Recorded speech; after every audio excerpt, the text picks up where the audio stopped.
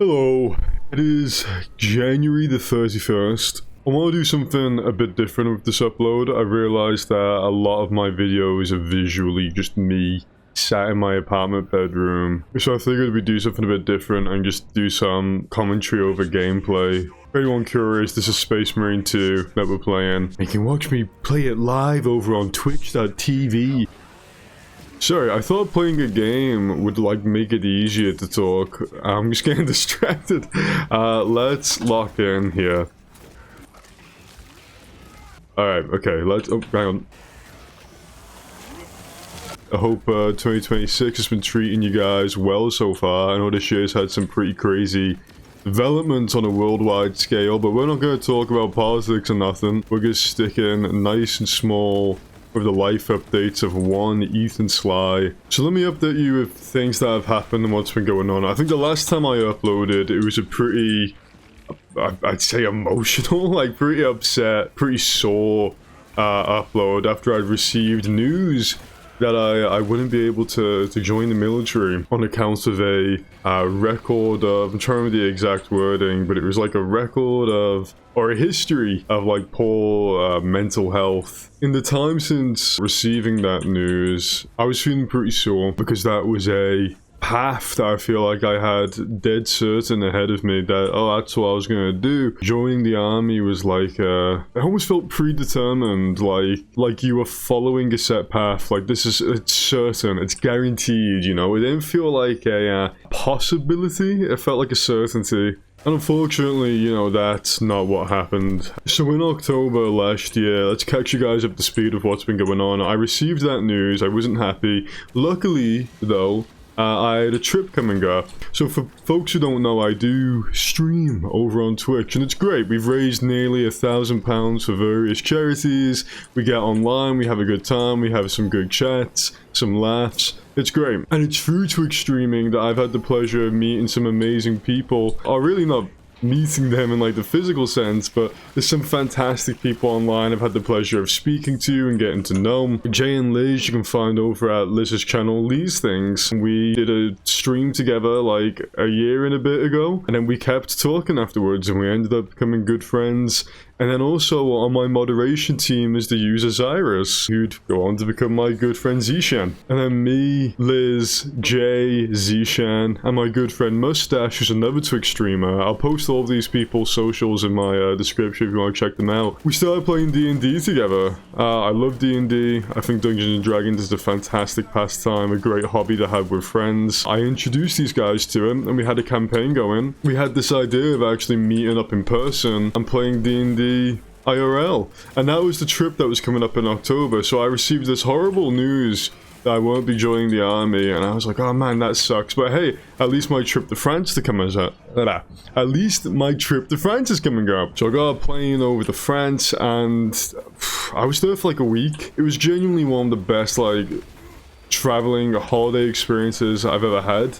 As one of those things for me where friends are considered. I feel like I've got a pretty good kind of sense, I guess, I don't want to say like judgment, but I feel like I pick my friends well. When I look at my circle of friends and look at who's around me, I feel like I've made consistently good choices in the people I've chose to like surround myself with and give my time and efforts to. So when it came to Jay, Liz, and Zishan, I was like, oh yeah, I hang out with these guys online, we talk to each other. They seem like great people. I bet they're good company. You don't really know because you're not in the same physical space as each other. You're not actually face to face. It's just online interactions. The internet is a hive of deceit. Anyone can tend to be anyone. But when I actually got to meet them in person and go around Paris together and play D&D in person, and that was crazy to have been playing Dungeons & Dragons online for like a year and then actually play it in person with these people, that was great.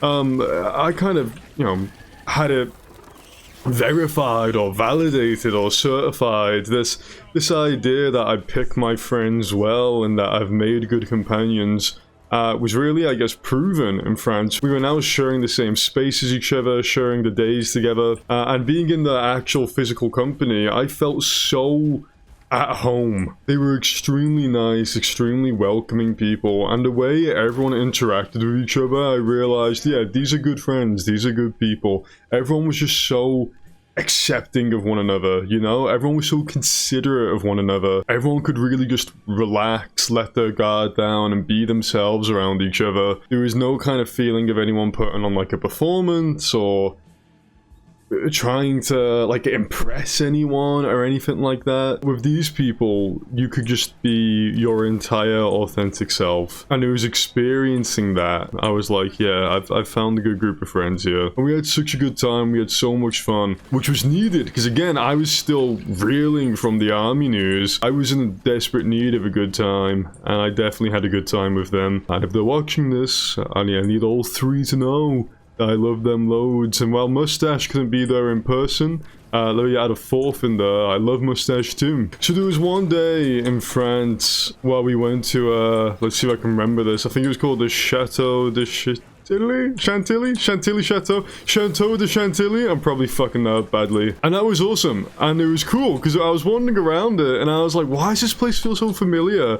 I know I've never been here before, but I feel like I could fucking guide people around. Like, why does it feel so familiar? Turns out that in Battlefield 1, the people who like designed the levels and maps based that one, there's no other like it. It's the French Chateau. The French Chateau map was designed around this chateau. So I was going through like corridors and courtyards, like, oh my god, why do I feel like I've been here before? And it turns out I have, sort of, in a weird way, elements of it exist in Battlefield 1. However, I ended up getting, I don't want to say upset, because I had a great time. I had a really good time. But there was maybe like 5 to 10 minutes in that day where I kind of got a bit quiet, and I was like, ooh, I felt a horrid little feeling inside. I'm not sure how to describe. Because within this chateau, you had like all these gorgeous paintings and pieces of history, and I remember there was this gorgeous painting of like a field of cavalry. And for anyone who doesn't know, when I wanted to join the army, the particular role I wanted to go into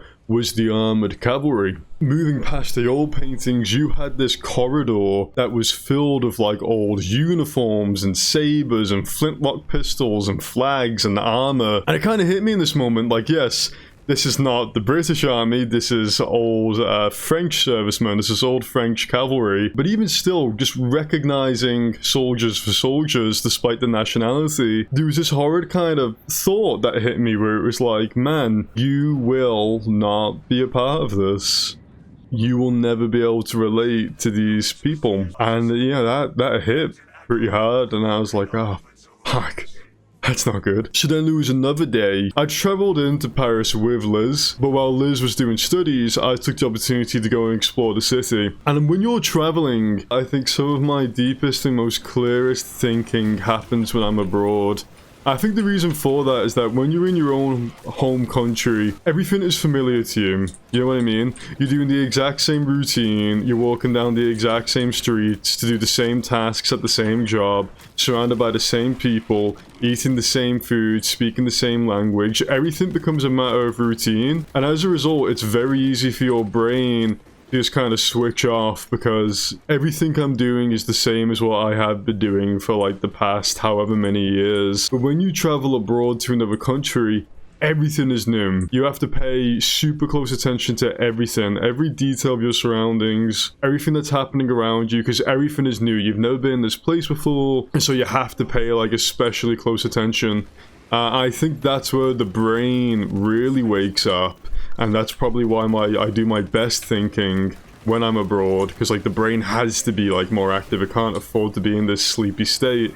It needs to be on guard. So on this day when I went into Paris alone, I started reflecting on what had happened in the chateau and the feelings that were still stirring about the army. And the question that came to mind was, okay, yeah, we're very upset about this, but why are we so upset? I guess the bigger question was, why was this such a big deal to us? Why am I so eaten up about this? Why did I want to join? What was I hoping to get out of it? What do I think I've missed out on? And once I started thinking about it like that, I was like, okay, well, what did I want out of the army? Like, if we boil it down to like its base components, its most essential element, what were the things I was generally looking forward to, which came down to a sense of routine and discipline, self-improvement and betterment. I wanted better physical health. I wanted to be outdoors. I wanted a job where I worked in a team. Because for anyone who doesn't know, right now I'm in a manager's role, and the way the role works is that it's a very surprisingly like lonely job. You don't have a team. Like, you have different departments that you oversee. I work at a gym, and the fitness team has the rest of the fitness team, and the sales team has the rest of the sales team. But there's one manager on shift, and you're the only person performing that one role. And yeah, you have the freedom to move between all these departments, but you're not doing the same work as them. You're not having the same day as them. You're not really part of that team. You just oversee it, but you're not in there with them. You know what I mean? And that's what I wanted. I wanted to be stuck in something with someone. I wanted to have an actual team where we were sharing the workloads together, not just me being sat in an office on my own. Like, my favorite part of that shift is when the lifeguard needs a break and I can take them off poolside and I'll lifeguard. Or when, like, the fitness team needs to move something upstairs and I'll go up there and help them move equipment around. Those are, like, times I feel like I'm actually doing something worthwhile. But otherwise, just being sat at that desk on my own, it kills my soul. That sounds so dramatic, like, how overly poetic to say, oh, it kills my soul. Very fucking dramatic, I know. But I hope you guys are getting the point, which is that it's not personally fulfilling. I wanted something that had me physically active, with a team, in the outdoors, and any like travel and opportunity to see the world is even better. I wanted something where I'd start the day and end the day feeling like I'd spent my time well and made some kind of impact. It doesn't have to be on the entire world, it could literally just be on one person's life, but the idea that I've made some kind of positive impact or helped in some kind of way. I wasn't getting that at all from my current job. I thought the army would be the gateway to this other kind of career path, not even career, a lifestyle that I was wanting. I wanted adventure. I wanted the outdoors, and I wanted a team of people to go through struggles with. Something I found out recently is that one of my best friends, Hamish, I didn't tell him about this channel, and he ended up discovering it. Hamish, if you're watching this, I love you. And me and Hamish, we met up recently. Hadn't seen each other in a couple of years. We had a big catch up, and one of the things we realized is that we share a very similar life philosophy. And one of those ideas, one of those ideals that me and him both share is this idea that we become better through having challenges and struggles to overcome. And that's what the army felt like it would be. It would be a challenging environment where you were constantly overcoming while surrounded by other people. So let's forget the army exists. Let's put a big red line through the army and accept that it's been decreed that I will not join it. What do I want in my life, knowing that I can't get it from the army? Well, I want adventure. I want to go out and see the world. I want to travel. I want something where I'm working in a team, or at least to be around like-minded people. I want to look after my health and physical fitness. I want challenges to overcome, to become better, to become more refined, a wiser person. And I want to feel like I'm spending my days well and making a difference. And so even if it's in a small way, when we look at these components, what becomes obvious then is that we don't need the army for this. This is not a military exclusive thing. For folks who've been following the fitness journey videos, there is discipline and there is health and physical activity in the gym. And we're seeing constant improvement there. If we want to be around people and like-minded people, then I just need to spend more time with friends like the lovely Hamish, who if you're watching this again, I love you, brother. I need to be spending time with these people. If I want to travel and see the world, I'm flying to France again next week for £50.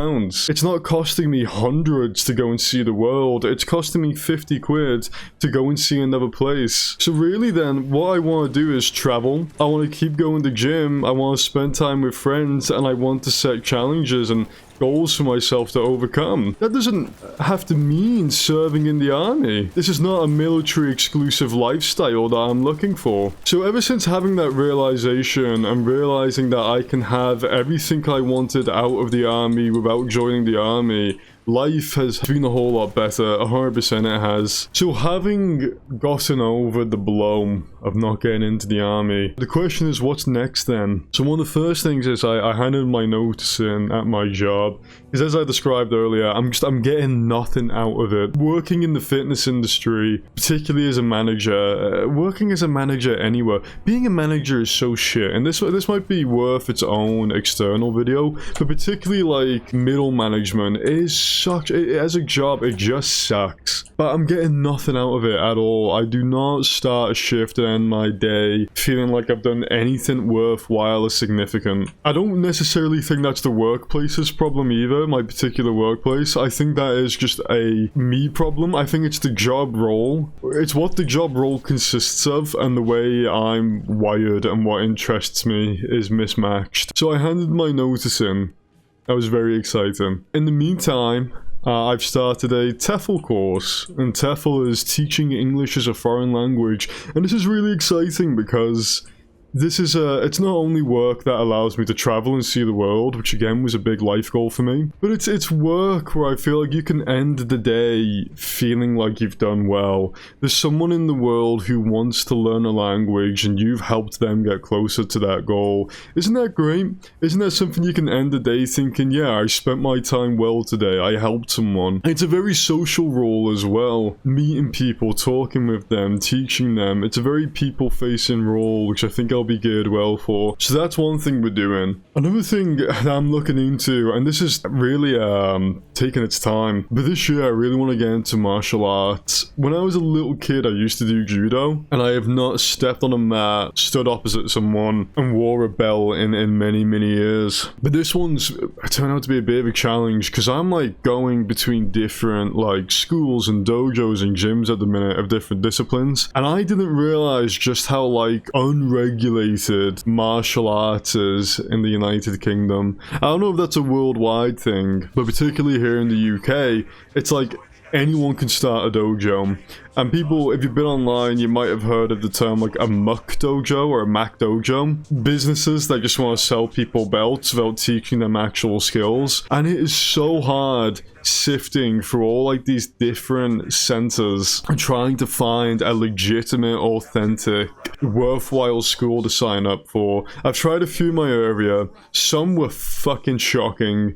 Others I was like, okay, this feels, I think I'm in good hands, but I am really struggling to find like an actual worthwhile, trustworthy dojo, school, gym, academy. Right now I'm leaning towards MMA, but there is a particular focus on boxing. So through teaching English, we should be feeling like we're actually spending our working days well and making a difference. Through the gym, just continuing my regular routine, but also picking up a martial art, we should find some challenges to overcome. Something that's really exciting as well, something I mentioned like in one of my earliest videos, is how I really want to learn to ride a motorbike. And just recently, we did our motorbike theory. We passed, we got the certificate. I say we passed, there's not really like an exam element to it. It's just doing a load of modules online. But we did it, and we got our certificates, and the next step now is to book on for a CBT course. I'll save that for its own series of videos. Speaking of a series of videos, I've not uploaded to the fitness journey in a long while now. That's just because there's been so much going on. I've still been going to the gym, I've still been working out, still been looking after what I eat. I've just not had the time to sit down and record progress. But it is the end of the month. It's Saturday. So what we're going to do is we will weigh in and take measurements tomorrow, see how we're looking, compare our latest body measurements to our last, and see what progress is looking like there. So besides the trip to France, besides the motorbike course, besides more content coming, is there anything else that I'm missing? I guess expect more content. I mentioned about streaming on Twitch, and again, if you want to go check me out there and support us, that'd be great. Oh yeah, regarding like content and videos and such, and especially since we're playing this game, I made a Warhammer 40,000 edit some time ago now.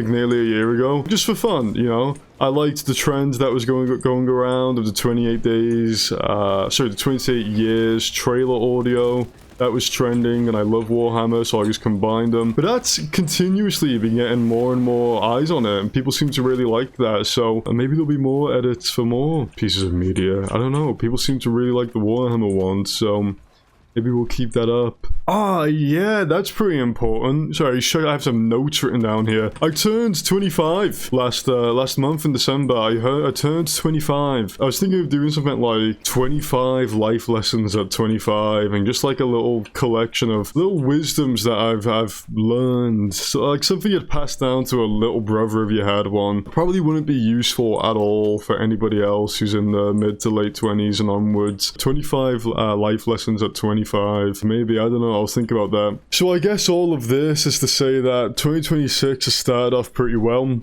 2025 ended on a bit of a bummer, bit of a downer note. We're going into the new year. We got our certificate for our motorbike theory. Our fitness is still getting better and better. I feel like I've got a new sense of clarity and purpose in life again. We just need to get through our TEFL course so we can start an interesting career teaching English. We need to book in for our CBT so we can start riding a motorbike. Can't wait for them. Need to upload here more. But anyway, guys, thank you all for watching. I'm sorry I've been neglectful. There's been a lot of changes over the past few months. There's going to be a few more ahead. I'm going to be trying to upload more regularly.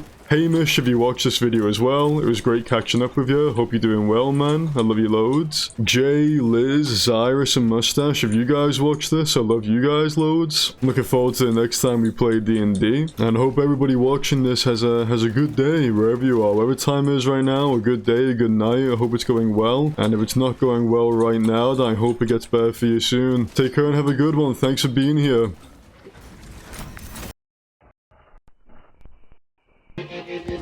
I walk a lonely road, the only one that I have ever known. Don't know where it goes, but it's home to me, and I walk alone.